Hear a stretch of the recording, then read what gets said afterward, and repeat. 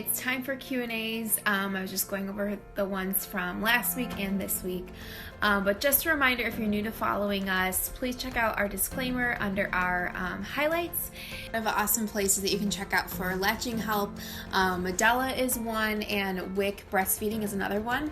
But I'm also going to link an awesome interview I did with Kristen Sorando, who's a lactation consultant in Florida. So she's some awesome latching tips.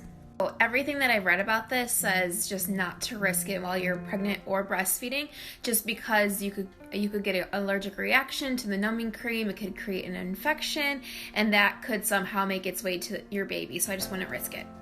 I was assuming by this that you meant they were pulling their own hair in here. So a lot of times babies like to occupy their hands while they're breastfeeding. So if you want them to stop that, I would try giving them a little toy that they can hold in their hand and occupy them that way. So unless you specifically have been told by your doctor that you will not be able to breastfeed after, you may not have to pump and dump. But other than that, don't stress, because that can affect your supply.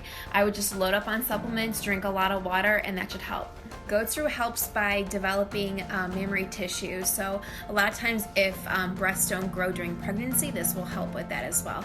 I've created a few different posts before about this. I'm going to try to share some on the next slide.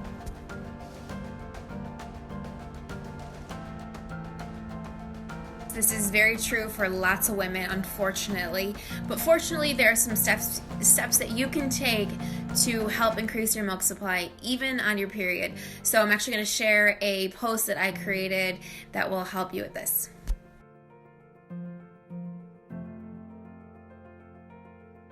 So my answer will slightly differ depending on if you are exclusively pumping or if you're pumping and breastfeeding, but definitely, settle your baby first, make sure they're fed and in a comfortable position. If they are on a sleeping schedule, you might be able to express more and pump at night. So I would see different ways you can move your schedule around that works for your baby.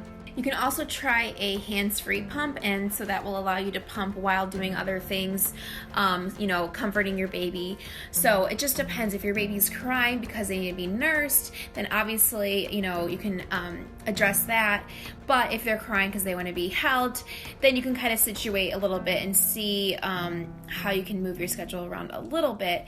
Also, if you pump at night, you actually tend to express more milk around then. If you're not following us yet, be sure to follow us at Mommy Knows Best on Instagram. And remember, if you're watching this and doubting yourself, you are a great mom. So thanks so much for watching, and we will see you next week.